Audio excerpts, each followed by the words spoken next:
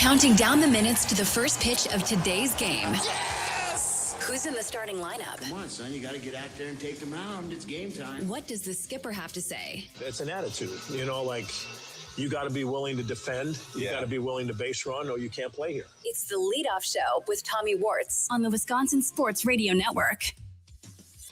All right, welcome into the Leadoff Show. Tommy Wortz here with you in the Wisconsin Sports Radio Network studios, powered by the Potawatomi Sportsbook. Milwaukee Brewers back in action today. It'll be Shane Drowan going up against Andrew Abbott of the Cincinnati Reds. Happy July. 7:10 first pitch from American Family Field here in a scorching hot Milwaukee, Wisconsin. Game number 84 on the season. And the Brewers looking to climb to a season high. 22 games, over 500. Now 20-16 in games in which their opponent scores first after yesterday. And a lefty on the mound, so you know the lineup had to change. Looking up, and it is long. It's almost time for the first pitch. Let's see who's in today's starting lineups. Brought to you by Lakeland University. Experience it your way. Visit lakeland.edu. It's the Leadoff Show on the Wisconsin Sports Radio Network. Thanks to Lakeland University for being a part of the Leadoff Show all season long. Experience it your way. Lakeland.edu. Let's start things off with the visiting Cincinnati Reds tonight. Ellie De La Cruz, the shortstop to lead off for Cincinnati. Sal Stewart is the third baseman. He will bat second. Spencer Steer at first base will bat third. Eugenio Suarez, the DH, bats fourth today. Tyler Stevenson, the catcher, will bat fifth. Novelli Marte will be in right field, batting sixth. Yvonne Johnson is the left fielder, batting seventh. Matt McClain in center field will bat eighth. And Edwin Arroyo at second base rounds things out for the Reds. Now for the crew today, Jackson Churio in left field, Bryce Terang at second base, William Contreras, the DH, will bat third. Jake Bowers in right field today in the cleanup role. Andrew Vaughn at first base will bat fifth. Garrett Mitchell in center field will bat sixth. Gary Sanchez behind the dish. He bats seventh for Milwaukee. Cooper Pratt back in the lineup and is the starting shortstop. Joey Ortiz at third base rounds things out for the crew. So a couple of interesting notes for the lineup today that I wanted to get to you guys. First of all, you'll hear this later on. Drowan, the crew 3-3 in starts made by him. Churio for the 22nd time going to be batting leadoff. That's kind of been a staple in a lefty starting pitcher lineup. 15-6 when Jackson Churio is the leadoff hitter in ball games. William Contreras slots into the number 3 spot after batting fourth yesterday. Brewers 22-8 when William Contreras bats third this year. And on the other side of things, William Contreras in the positional battle. I know everyone wants to see him play. Everyone wants to see him catch. You know how valuable he is behind the dish for Milwaukee. But they are 9-1 in games in which he is the DH, meaning 9-1 in games when Gary Sanchez and William Contreras are both in the lineup. Interesting stuff. Didn't realize how successful that has been for the Brewers today, but obviously no Christian Yelich in the lineup versus the left-hander.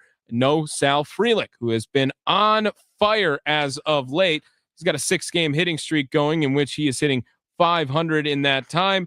I assume we will see Sal Frelick at some point during this stretch. Over his last 16 games, Sal Frelick is hitting 400 with an on-base percentage of .455.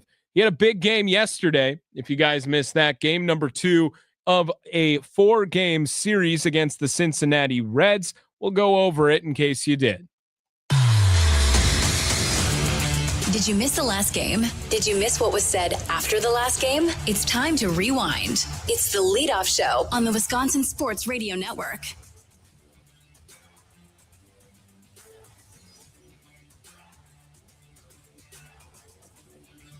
In the game yesterday, it was Brandon Sproat versus Rhett Lauder.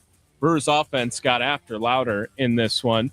But it was the Reds who would strike first after Ellie De La Cruz would fly out. Brandon Sproat would allow the solo shot to Sal Stewart. that being Stewart's 16th home run of the season. It gave the Brewers a 1-0 deficit early in this one. They were unable to do anything in inning number 1, in which the side was struck out by Lauder.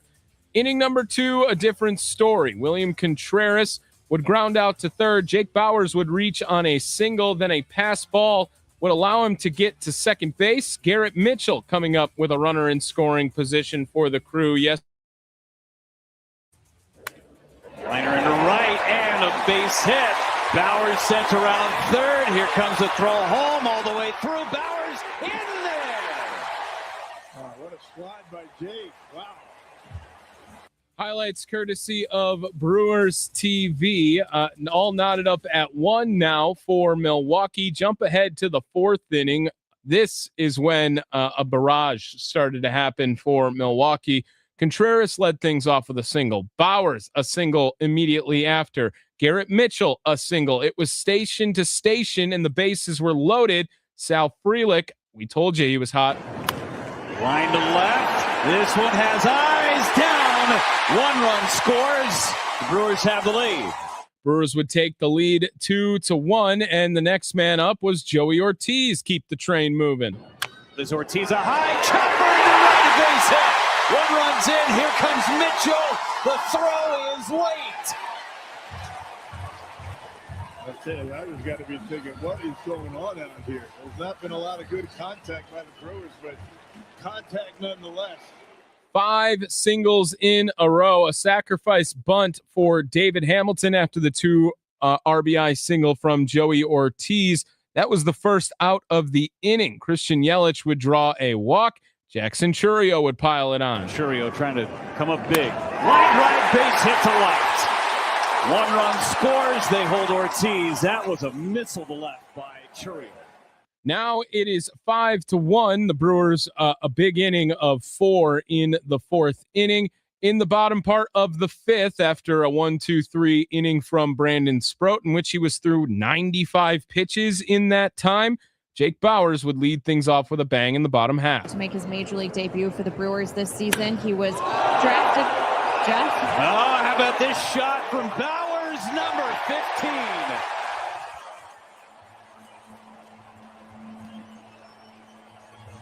He's 3 for 3 against Lauder. Yeah, Jake Bauers, a big day yesterday. He would launch his 15th home run of the season off Rhett Lauder there, and the Brewers were up 6-1. Sproat would come out to pitch in the 6th inning a little bit. He gave up back-to-back doubles, then would strike out J.J. Bleday, and the Brewers would lead 6-2. Later on in the contest, in the bottom part of the 8th, just for good measure, how about Jackson Churio's 10th homer in the month of June? Series in Philadelphia. Churio blasts one to deep left center. It is up and gone. Jackson Churio's got a dozen homers. Churio's 12th home run of the season propels the Brewers to a 7-2 victory over the Cincinnati Reds. The Brewers now 5-0 this season against Cincinnati, and as I mentioned, 20-16 in games in which the opponent scores first, including 4 straight victories when their opponent plates the run first. The Brewers are the only team in Major League Baseball with a winning record when their opponent scores first. They're now 14-5 versus the National League Central in 2026, and the Brewers are Major League best 39-18 since April 26. The Brewers were 17-10 over their 27 games in June. Milwaukee's offense in that time, 281, 359, 471 slash line, 52 doubles, 38 home runs, which was 8th most in Major League Baseball. The Brewers starting rotation, a 3.34 ERA in June, an opponent batting average of just 2.14 during the month. Sal Frelick, the go-ahead RBI single in the 4th during that 4-run inning. His 6th go-ahead RBI this season, first since a 2-run double in Atlanta on the 21st of June. A season-high 3 hits in a game, marking his first 3-hit performance since last year against Colorado, and a 6-game hitting streak for Sal Frelick. Joey Ortiz, a couple hits in the contest. He had a 2-run single in that 4th inning. He's now 3 for 9 with a double and 9 RBIs with the bases loaded this year. That feels a whole lot better than when he came up 31 times and only had 5 hits last year. Jake Bauers at 15 home runs and 50 RBIs, now career highs, and he tied a season high with 3 hits in the contest for the 3rd time this season. Jackson Chourio, his 12th home run of the year in that 8th inning, 10 of his 12 long balls coming in June. And during the month of June, Chourio's line, 319, 375, 638. He had 7 doubles, 25 runs driven in those 27 games. The Reds suffer their 5th straight loss to the Brewers in 2026, now 22-13 when they score first in a game. The Reds 4-19 versus the National League Central this year. Over the month of June, the Reds went 9-17. How the mighty have fallen for the NL Central of all division, the whole division being over 500. The Reds, a really rough month of June. Who is the MVP of the last game for the Crew? Who stood out the most? Let's find out. It's the Leadoff Show on the Wisconsin Sports Radio Network. A lot of good candidates. Jake Bauers definitely should be in consideration for this. 15th home run of the season, 3 for 4, scored 3 runs in the game. That's probably the correct answer. He's got an 888 OPS this year, by the way. Some people are saying it's the biggest shock. I wasn't shocked. I knew he had it in him. Joey Ortiz, a multi-hit game. Love to see that. But why not give it to Sal Frelick? Just been on a tear, had a great month of June. Fantastic month of June for Sal Frelick. That's the Sal Frelick we all know and love in Brewers baseball. He spoke to the Milwaukee Beat after the game yesterday. Here he is, Sal Frelick. So how come was that 4th inning? The hits, the runs kept coming for you guys. Yeah, great inning. We kind of said before the game off louder there, just really take your singles, be aggressive, but don't try to pull the ball or try to hit a homer. Just he's got some good pitches that I think just require almost like death by paper cut. So it was great seeing all the guys commit to that approach. Just what's kind of turned things around for you this month? It seems you've really kind of come into your own this in June.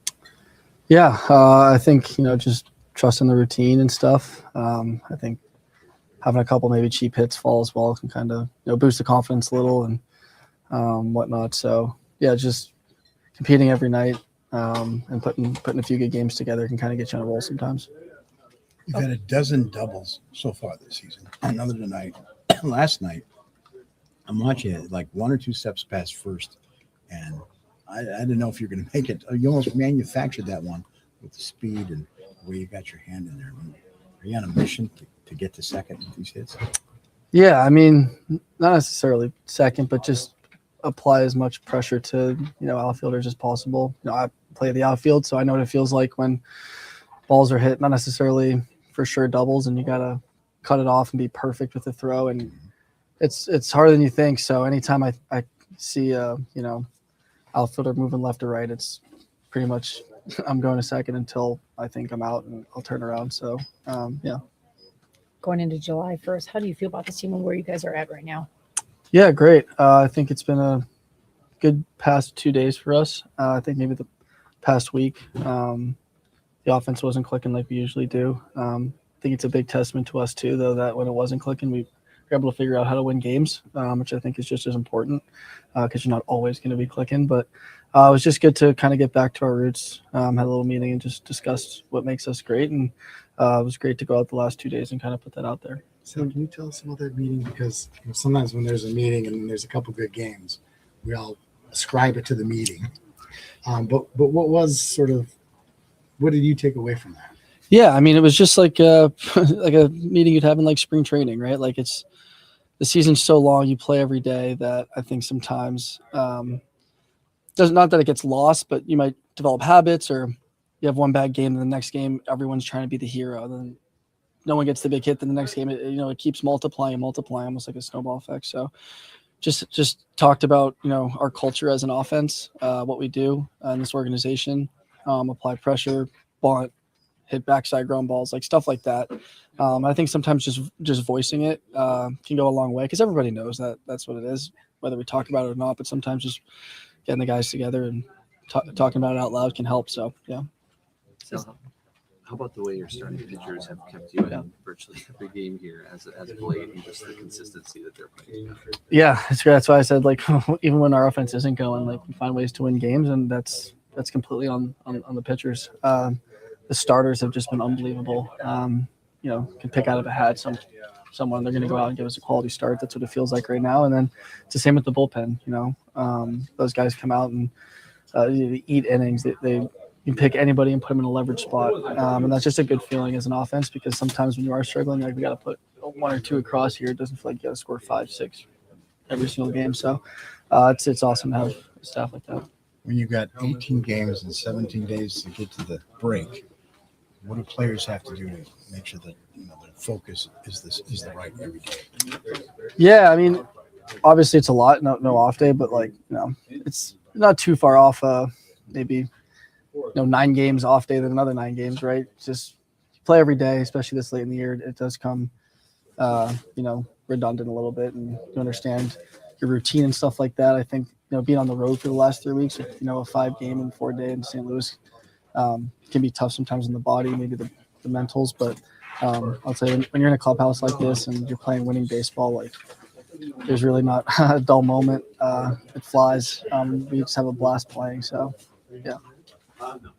There he is, Sal Frelick, after the game yesterday. It is the leadoff show. Tommy Wortz here with you in the Wisconsin Sports Radio Network studios, powered by the Potawatomi Sportsbook. Brandon Sproat's final line, 5 1/3, 2 earned runs, 4 hits, 7 strikeouts, 2 walks in the contest for Sproat.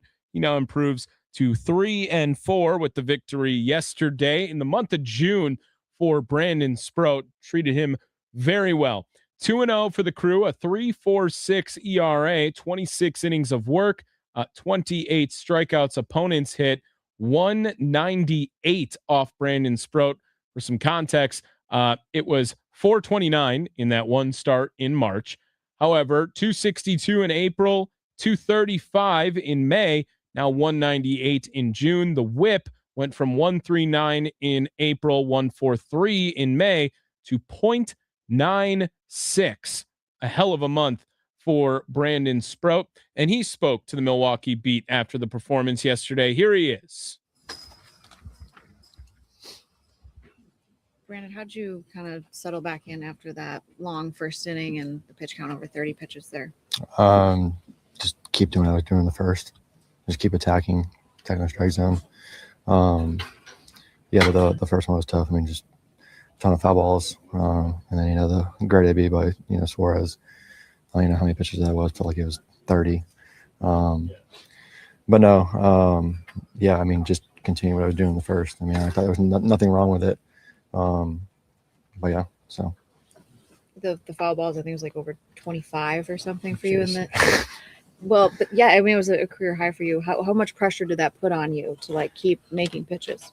Not really. I mean, I wouldn't say they really caused pressure to keep making pitches. It's okay. They're not fully on, the stuff right now. So it's like, just keep going after them. That was the game plan, I came back in, even Murph was like, hey, he's like, nothing wrong with that.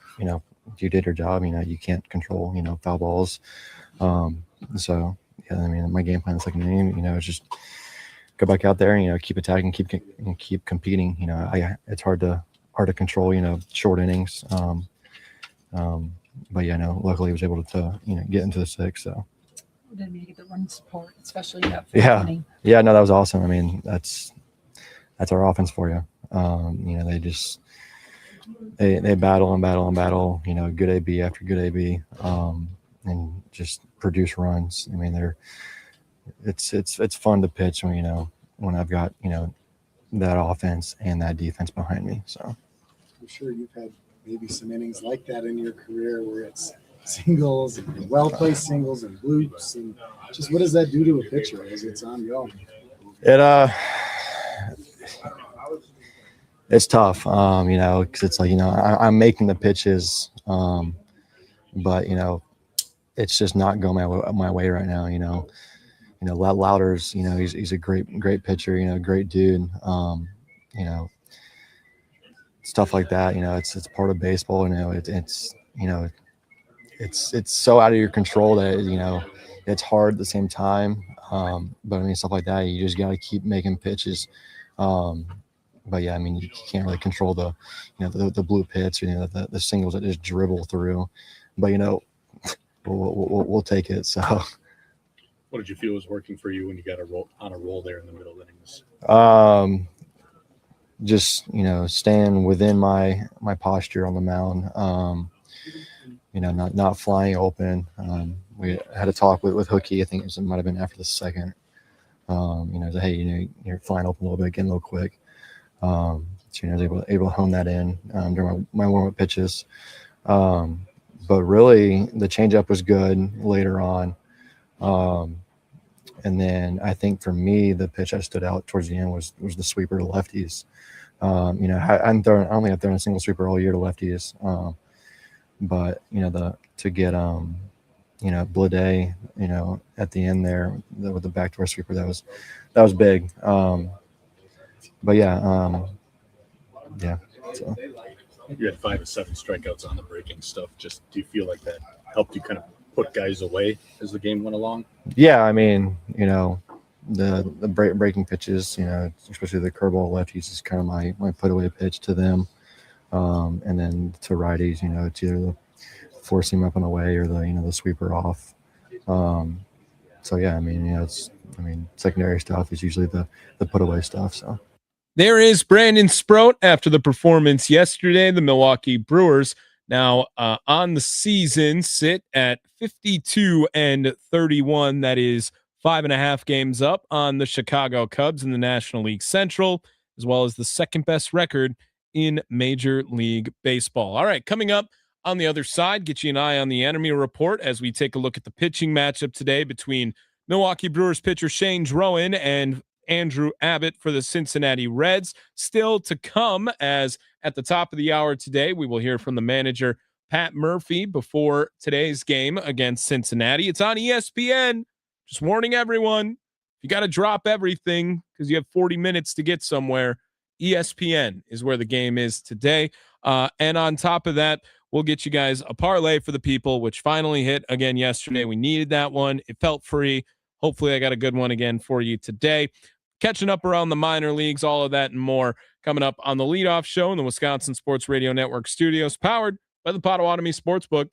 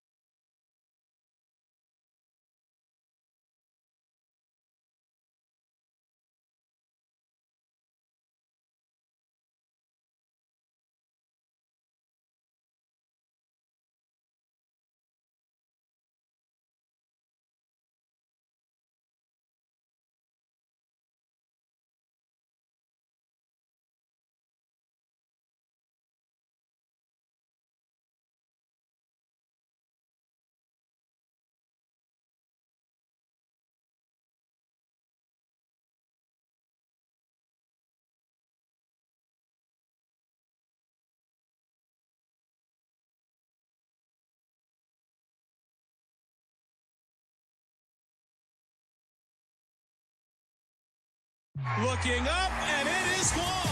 It's almost time for the first pitch. Let's see who's in today's starting lineups. Brought to you by Lakeland University. Experience it your way. Visit lakeland.edu. It's the leadoff show on the Wisconsin Sports Radio Network. I'm an idiot, by the way. This is only an hour show. I've been like in this hour and a half groove. So now we're going to hear Pat Murphy next. I'll get you an eye on the end of the report. I will get a parlay. I promise. I got it all planned out. I just spaced on the time. Churio, Terang, Contreras. That's the top three for the Crew. Contreras, the DH tonight. Bowers in right field. Vaughn at first base. Mitchell in center field. The next three. Sanchez behind the dish. Pratt, the shortstop. Joey Ortiz going to play third base today for the Crew. Line drive, base hit down the left field line. Let's see what the skipper has to say heading into today's game. Let's head to the Coach's Corner. It's the leadoff show on the Wisconsin Sports Radio Network. Does it feel like, talked about it yesterday, obviously. Doesn't matter how you feel, it's how you behave. Do you feel like the behavior has made a shift these last two games? I mean, it's easy to say that. But we'll see over time that they understand the edge. They understand how they have to play day in and day out. They have to play that way. What do you see from Yelly? Saw him get some early work in. He's not at his best, that's for sure. Mechanical thing, or is some of it mental? It's always both. You know? One affects the other. The other, which one's first? Who knows?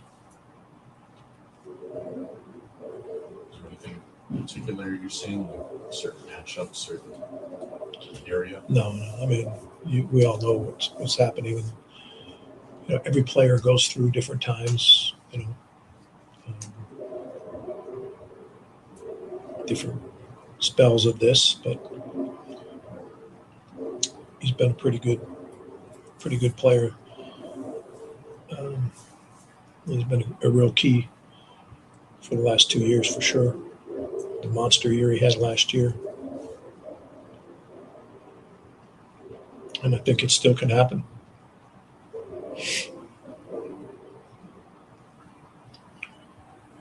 Murph, when you talk to Cooper about the plan, sort of the reset, is part of that a curiosity of how a guy's going to respond? Because he probably hasn't had that happen ever. All of it's new, all of it's new, and but he's in the big leagues, and he's here to stay. So it's like I think he understands that this is going to be, a process. He's going to have to learn it, and he's done quite well. And he's, as we say, an inch from the top and an inch from the bottom, but it goes slow, and he's got to understand some things and get himself leveled out. I always say when rookies get here, right, they're on roller skates, and so it's very tough to get your footing. And sometimes you go really fast and it's going really good. And then what usually happens when you haven't been on them for a while? Or you're like I would be, kind of inching along and hey, hurry up. So that was a really good analogy, huh? Roller skates. Good too. I've used it before. Yeah, there's so many. It really is. I'm just going to say yes. For the odds. You had a good one the other day in postgame. Forget what it was about. Yeah, me too. Sprinkler's been Sprinkler. That's what it was. The sprinkler. I haven't really fully explained that, but when you reset, when you go back to hitting the ball the other way, that means you certainly see the ball a little longer, you're closed. And if you can hit the ball on the line the other way, then your swing's intact, right? Usually, but you're hitting the ball deeper, but you're closed and you're not ripping off. That's a start, and then you just kind of like a sprinkler, and then when you really pull the ball the right way, your hands get in the right spot. You think the hands are going there first, they're really not. That's what you think. I got to get above the ball. You never really do. But, how your mind thinks. You kind of think like the sprinkler sometimes. Why doesn't Bryce pull the ball when he elevates it? Why is it all? I mean, I know like there's a drift in swing. Why is it all? There's a little drift, you know. So there's a little drift forward. His body comes forward. That takes a little bit of time. So his barrel doesn't get there. You know what I mean? But he's behind the ball, so he does get extension there. But to actually turn behind the ball and get that, he'd have to stop that little drift and just Barry Bonds it and just get right there. I was talking to your players about Selfrey. Look in the month he just had in June, and Jake Bauers called him the heartbeat of this team. Would you agree with that? Yeah. Hey, that room in there loves him like the Red Sox love Pedroia. You know what I mean? Because he's from Boston. You know, he's a version. You know, he's not that outward, guy who talks about it. You know what I mean? The way Dustin did. But God, he's such a winner on the field. Like when he's going good, we're going to be in a good spot. You know, he knows who he is. He knows what he's about. He knows how to play the game, pitch to pitch. You know, his focus and energy is just there. Ball stays in his glove. When the wide receiver dives and makes every catch that he dives for. You know what I'm saying? It's amazing. Like that guy's a legit receiver. Catches every ball. We've just become accustomed to it. Nobody likes them. Craig Counsell returning to American Family Field. We all want to see them lose. It's not my job to tell people how to feel about something or even to figure it out.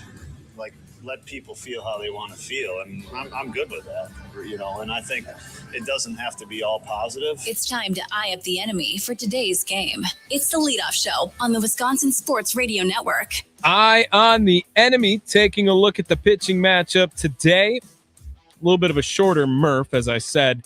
That's on me. Didn't have the time quite down. We're back, though. We're going to have a good show now after this. Shane Drowan, his 17th appearance and 7th start this year, coming up in just about a half hour or so. He last pitched on Wednesday against Cincinnati, had the no decision. Remember, 98 pitches through 4 1/3, but no runs, 5 hits, 3 walks, 5 strikeouts for Drowan. This year, the team 3-3 in starts made by Shane. Opponents are hitting .237 off of Drowan.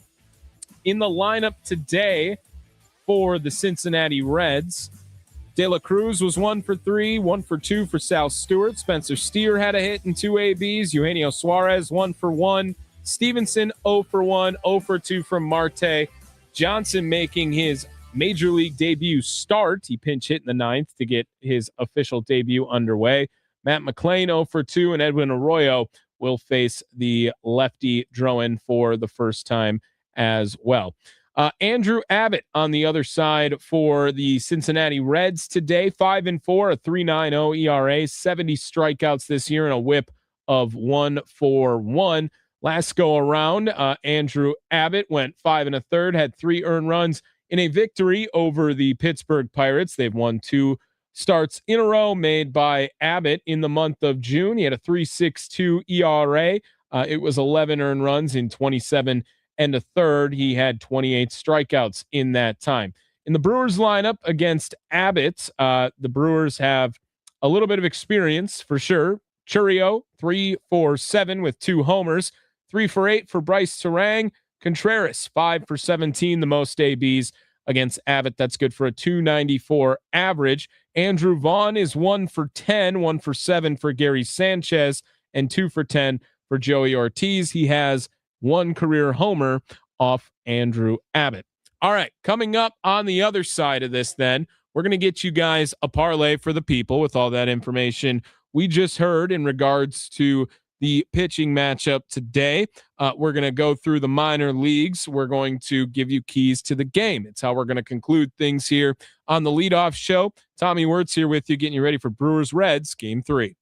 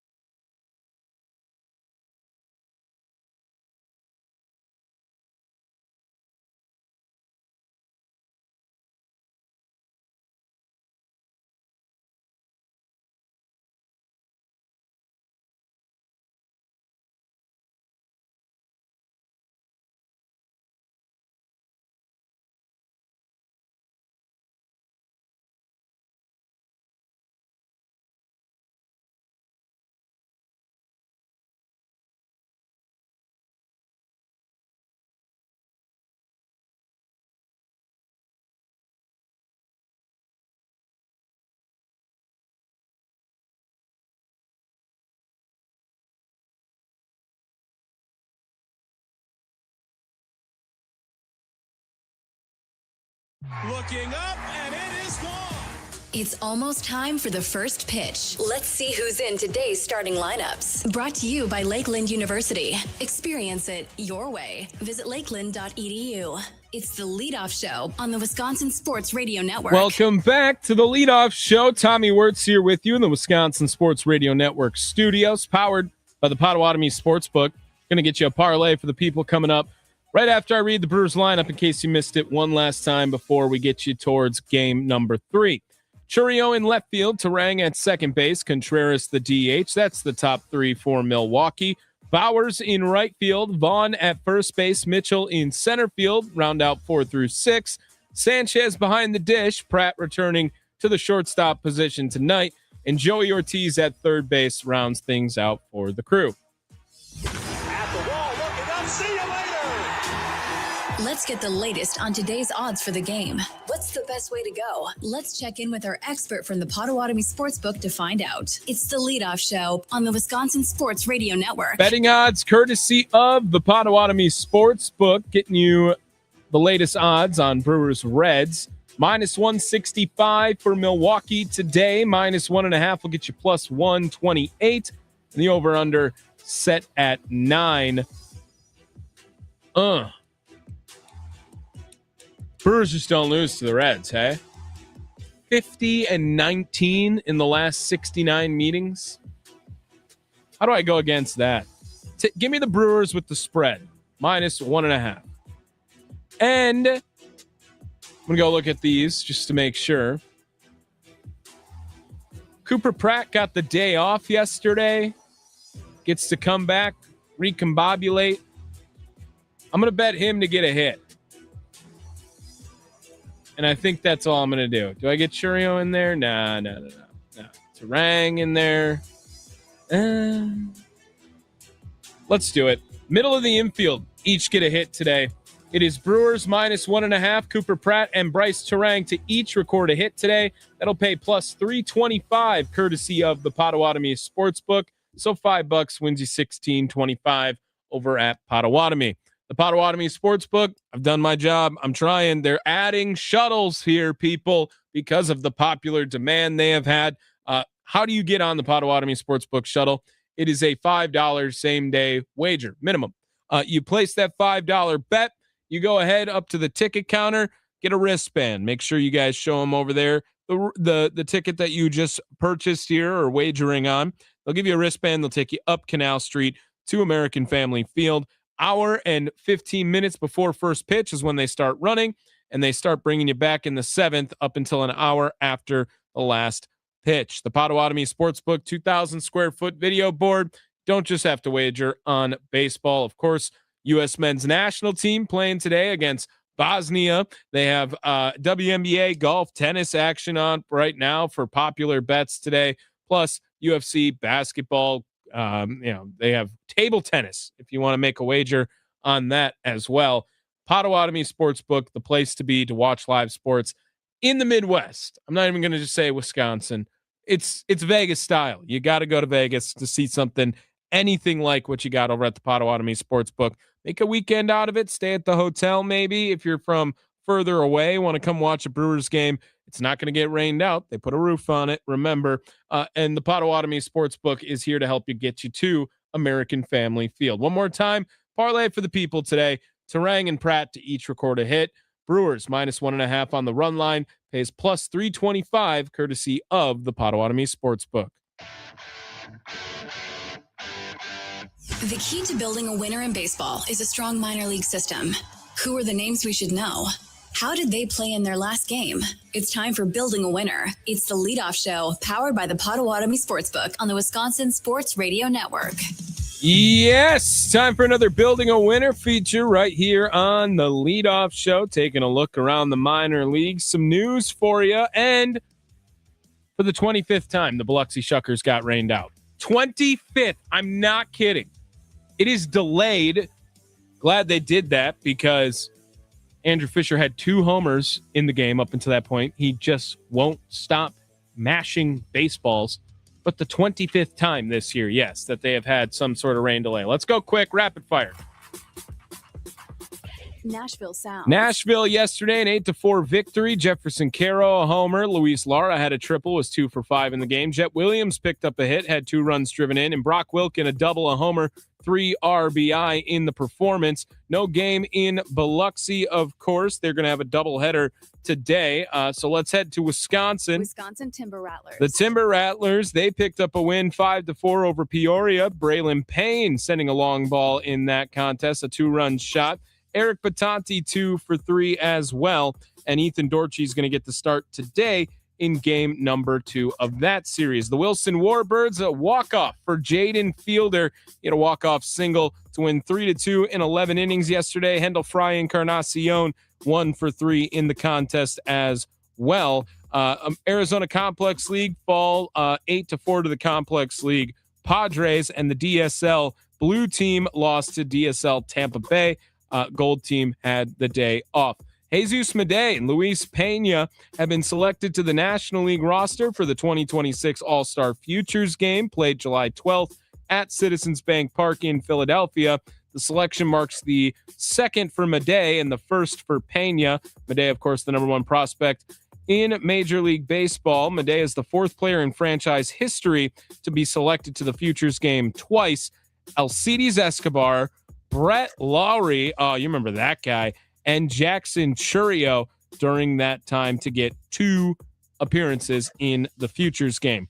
Baseball America has also released its updated top 100 prospect rankings as of Wednesday, and the Brewers topped the list, not with 5, not 6, not 7, not 8, but 9 top 100 prospects according to Baseball America. Jesus Madej, Luis Pena, Cooper Pratt, Luis Lara, Logan Henderson, Josh Adamshevsky, Braylon Payne, Jet Williams, and Alexander Frias all topping the list. Madej, number 1, Pena, 19, Pratt, 43, Lara, 47, Henderson, 64. He will graduate pretty soon here, of course. Adamshevsky, 78, Braylon Payne, 88, Williams at 95, falling on that list, by the way. And Frias starts the list with 100. Man, that is a loaded farm.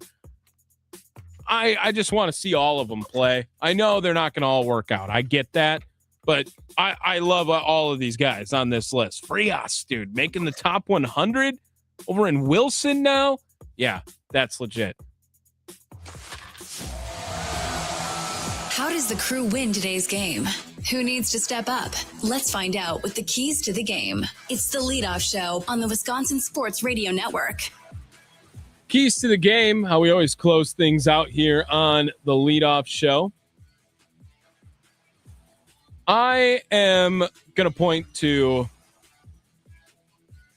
the lineup today, who since that offensive team meeting and playing the Cincinnati Reds, we'll be real about it, maybe turning around. Maybe a little bit. Terang and Pratt, we have to get a hit today. Cooper Pratt would like to say that Murphy commented on his mental part of the game. A get-right game for Cooper Pratt would be huge today. Joey Ortiz starting at third base, obviously platooning now with David Hamilton. Joey's had a nice couple of games. If he can stay strong, compete while there is competition up here, fighting for his job to an extent, I wouldn't hate that either. Do I believe it's going to happen? I don't know. But I'm going to ride the hot hand for the time being with Joey Ortiz as well. So I guess the bottom part of the order, I really have high expectations for today. Sanchez, Pratt, Ortiz, all come up big. Drowan, let's go more than 4 1/3 if you're going to throw 95 pitches today. Keys to the game for Brewers Reds. That's going to do it for us here with pregame coverage. Make sure you guys tune back in at 9:30 today for the Potawatomi Sportsbook postgame show. 414-677-1250. Save the number on the Nicolay Law Talk and text line if you want to be a part of the program tonight. Tim Allen and me breaking it all down after Game 3. Tommy Wortz been here with you for the last hour talking Brewers Reds live in the Wisconsin Sports Radio Network studios, powered by the Potawatomi Sportsbook. This has been the Leadoff Show. One more thing before you go, don't forget, send them home.